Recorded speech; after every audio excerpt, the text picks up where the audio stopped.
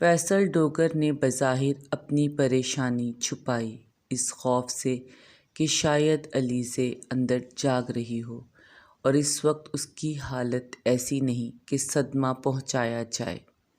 گھر کے اندر داخل ہوتے ہوئے انہوں نے نظروں میں سارے گھر کا جائزہ لیا اور بلقیس کو دیکھ کر مسکرانے کی کوشش کرتے ہوئے بولے، ایک کپ اسٹرانگ کافی وداؤٹ شوگر ملے گی کیا بیگم صاحبہ؟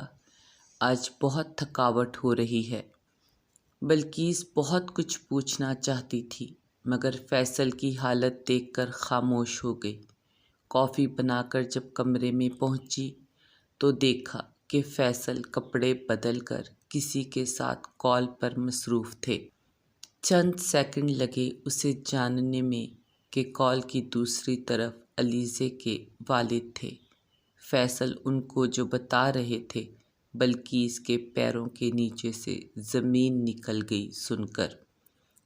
فیصل ڈوگر کہہ رہے تھے شہزاد نے فلمی رقاصہ سوہا جان سے نکاح کر لیا ہے اور وہ کسی بھی قیمت پر اسے چھوڑنے اور گھر واپس آنے کو تیار نہیں۔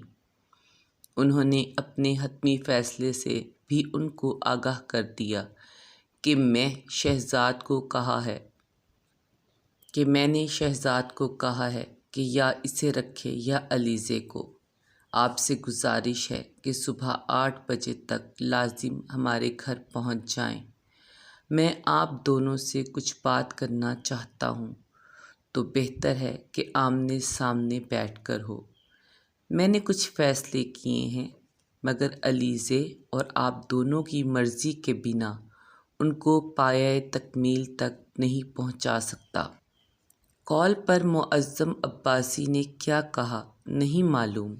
بلقیس تو بس فیصل کی باتیں سن کر ہی پریشان ہو گئی اور کال بند ہوتے ہی بولی، وہ ایسے کیسے کر سکتا ہے؟ 2 بچوں کا باپ ہے اور چند دنوں میں 2 اور جڑواں بچے پیدا ہونے والے ہیں۔ علیزے کے ساتھ یہ سب کرنے کی اجازت اسے کس نے دی؟ بہت اچھی بچی ہے، بہت صابر ہے۔ شہزاد کو آپ ساتھ کیوں نہیں لائے؟ اسے اس کے حال پر کیوں چھوڑ آئے؟ فیصل ڈوگر جو اب تک خود کی کیفیت پر قابو پا چکے تھے نہایت تحمل سے بولے، میں نے بہت کوشش کی مگر اس وقت اس پر ہیروئن کے عشق کا بھوت سوار ہے۔ وہ پانی کی طرح پیسہ اس پر بہا رہا ہے۔ آج وہ اس عورت کے لیے اپنے باپ کے سامنے کھڑا ہوا ہے۔ وہ کہتا ہے کہ وہ اسے نہیں چھوڑے گا تو بلقیس پھر اسے علیزے کو چھوڑنا ہوگا۔ فیصل کے اس جملے پر بلقیس ایک دم چونکتے ہوئے بولی، علیزے بہو ہے اس گھر کی، ہماری اگلی نسل کی ماں ہے، ایک شریف خاندان کی نہایت شریف بچی۔ آپ ایسا ظلم اس کے ساتھ کرنے کا سوچ بھی کیسے سکتے ہیں؟ فیصل ڈوگر خاموشی سے کافی پیتے ہوئے بلقیس کی ساری بات سنتے رہے۔ ان کے خیال میں بلقیس اپنے حساب سے بالکل ٹھیک کہہ رہی تھی مگر جو کچھ آج فیصل ڈوگر دیکھ اور سن آئے تھے اس کے بعد ان کی سوچ یکسر بدل گئی تھی۔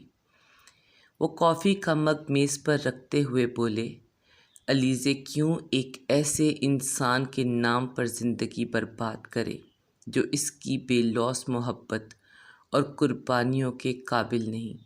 بلقیس ہماری اپنی بھی 4 بیٹیاں ہیں۔ تم دل پر ہاتھ رکھ کر بتاؤ، کیا تم کبھی اپنی کسی بھی بیٹی کو ایسے انسان کے ساتھ رہنے پر مجبور کرو گی جو نہ تو اس کی عزت کرتا ہو اور نہ قدر، بلکہ جس کی زندگی میں آئے دن کوئی نئی لڑکی داخل ہو جاتی ہو؟ بلقیس کی آنکھیں آنسوؤں سے بھر گئیں۔ وہ سر بے اختیار نفی میں ہل گیا اور فیصل ڈوگر اپنی بات جاری رکھتے ہوئے بولے، میں نے اسی لیے کل صبح 10 بجے شہزاد کو اکیلے وکیل کے دفتر بلایا ہے۔ ممکن ہے اکیلا آئے تو اسے کچھ سمجھا سکوں اور وہ سمجھ جائے، اور اگر اس کے ساتھ ہیروئن آئی تو پھر وہ ہیروئن کو طلاق نہیں دے گا تو اسے علیزے کو طلاق دینی ہوگی۔